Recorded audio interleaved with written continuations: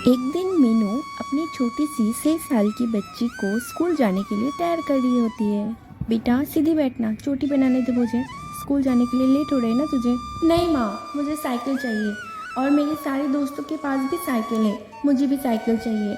और तो और वो लोग साइकिल चला कर ही स्कूल आते हैं और वो लोग शाम को भी साइकिल चलाते हैं। अभी मुझे साइकिल चाहिए माँ। अच्छा ठीक है, तेरे पिताजी जब खेत से आ जाएंगे मैं उन्हें साइकिल लाने के लिए कह दूँगी। अब जा स्कूल जा, मुझे ज़्यादा परेशान मत कर, ठीक है। ठीक है माँ, मैं आज से आपको ज़्यादा परेशान नहीं करूँगी, मैं आपकी अच्छी बाबू हूँ ना। हाँ बेटा। उसके बाद मीनू अपनी बच्ची को गले लगा लेती है और टिनटुन अपने स्कूल चली जाती है। और उसके बाद मीनू पराठा खाने जाती है और जब पराठा खाने जाती है तब देखती है कि उसका पराठा एक चूहा खा रही होती है। ये देखकर मीनू बहुत उदास हो जाती है और आटा बुनने के लिए जब डिब्बा खोल के देखती है तो उसमें आटा नहीं होता है। हे भगवान, एक ही पराठा बचा था और वो भी इस चूहे ने झूठा कर दिया। अब तो घर पर आटा और अनाज कुछ भी नहीं है। अब तो खाना तभी बनेगा जब वो घर पर आएंगे, तक शायद मुझे भूखा ही रहना पड़ेगा। और तो और टुनटुन जब स्कूल से वापस आएगी उसको भी तो कुछ खिलाना पड़ेगा। क्या करूँ मैं? अरे हाँ, एक मुट्ठी भर चावल है, वो बनाकर उसे खिला दूंगी। उसके बाद मीनू वो मुट्ठी भर चावल से खिचड़ी बनाकर अपनी बेटी टुनटुन को खिला देती है। और तब तक बिरजू भी अपना काम खत्म करके घर वापस आ जाता है। ये लीजिए जी, पानी पी लीजिए।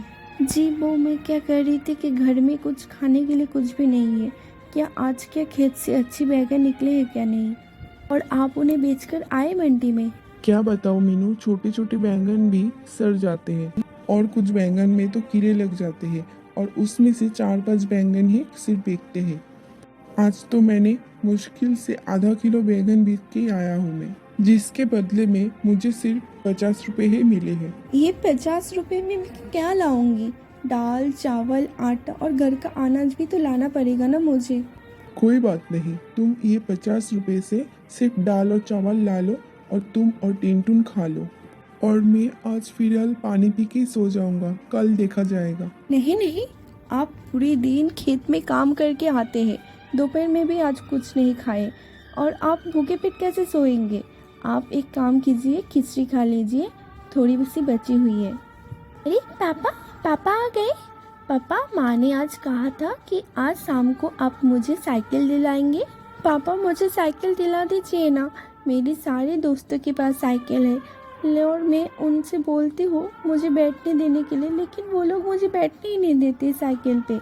टुनटुन बेटा, आजकल मेरे काम कुछ अच्छा नहीं चल रहा है, थोड़ी दिन और रुक जाओ। जब खेत में मेरे अच्छे बैगन आ जाएंगे उसे बेचकर सबसे पहले मैं तुम्हारे लिए साइकिल लाऊंगा। अजी आप इतना चिंता क्यों करते हैं? मैं भी आप कल आपके साथ जाकर बैंगन देख लूंगी। अरे नहीं, इतने कड़ी धूप में तुम कहाँ जाओगी? कितना धूप होता है वहाँ पर। उसके बाद खाना खाकर सब लोग सो जाते हैं। अगले दिन सुबह पति और पत्नी दोनों मिलकर खेत में जाते हैं, जहाँ पर आज भी उनके सूखे पेड़ पर कोई ढंग के बैगन नहीं उगे थे। हे भगवान, आज भी बैगन खराब निकले, ना ये खाने के लायक है ना ये बेचने के। मीनू, अपने खेत का हाल देखकर मैं टूटा सा जा रहा हूँ। ऐसे में कैसे मैं अपने परिवार का ख्याल रखूंगा? नहीं जी, हम हार नहीं मानेंगे। चलिए, मैं इसमें से कुछ बैंगन छांट के निकाल लेती हूँ। दोनों पति पत्नी ऐसा कर ही रही होती है कि तभी एक बूढ़ी औरत उनके खेत में से गुजरती है और वहाँ पर बेहोश होकर गिर जाती है। तभी बिरजू और मीनू वहाँ पर पहुँचती है और बिरजू उनके ऊपर पानी छिड़कते हैं। माँ जी, अब ठीक तो हो ना? आपके शरीर पर तो बहुत चोटें लगी है। माँ जी, आप मेरे घर पर चलिए, वहाँ पर जाकर मैं आपकी मलहम पट्टी कर देती हूँ। अरे नहीं बेटा, मुझसे दूर रहो, मुझे ऐसे ही रहने दो। गांव के सब लोग तो मुझसे दूर भागते हैं, तुम क्यों मदद करोगे मेरी? भूखे पेट तो एक दिन ना एक दिन मरना ही पड़ेगा, उम्र भी कितनी हो गई है। अरे नहीं माँ जी, आप मेरे साथ मेरे घर पर चलिए। उसके बाद बिरजू और मीनू उस बूढ़ी औरत को अपने घर लेकर जाते हैं। घर आने के बाद मीनू खेत के बैगन से खाना बनाकर वो बूढ़ी औरत को खिला देती है। खाना खाने के बाद वो बूढ़ी औरत एक माँ का रूप धारण कर लेती है।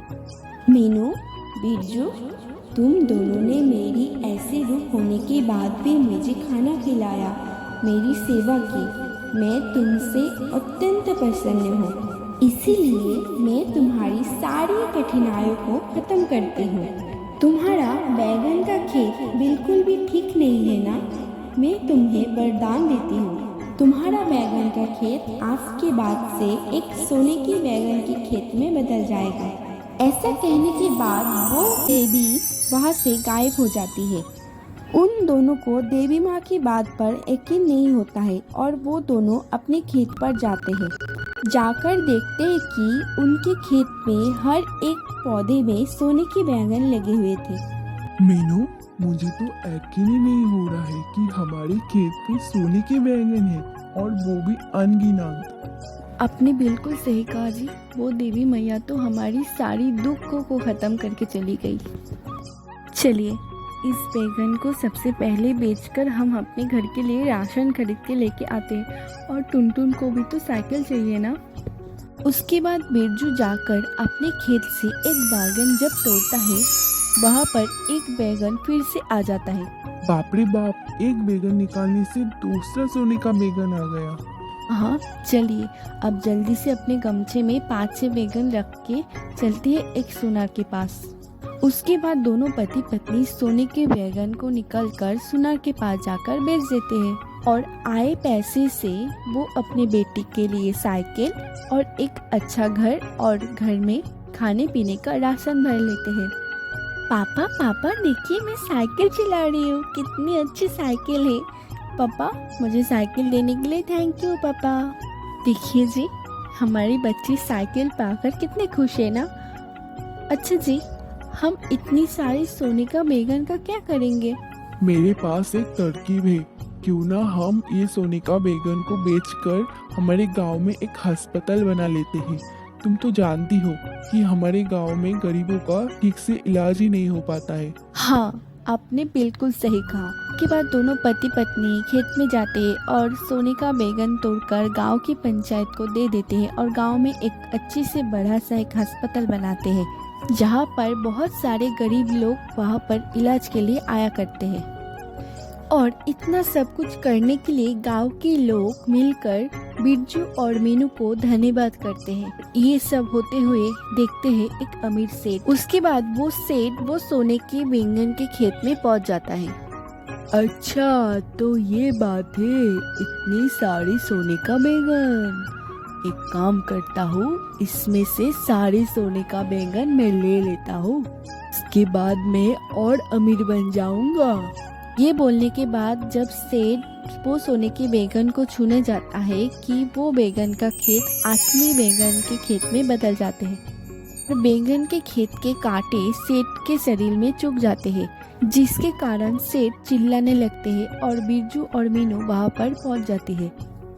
ये क्या, तुम हमारे खेत से सोने के बैगन को चुराने आए थे? चोरी का नतीजा तुम्हें मिल गया ना। मुझे माफ कर दो, मुझसे गलती हो गई है। लालच बुरी बला है सेठ जी, अब जाओ यहाँ से और यहाँ पे कभी मत आना। उसके बाद सेठ वहाँ से चले जाते हैं। हे देवी माँ, सोने के बैगन के खेत से हमारी सारी इच्छाएं पूरी हो चुकी है। ऐसे ही लालची लोग यहाँ पर बार बार आएंगे। देवी माँ, आप इसे हटा लीजिए।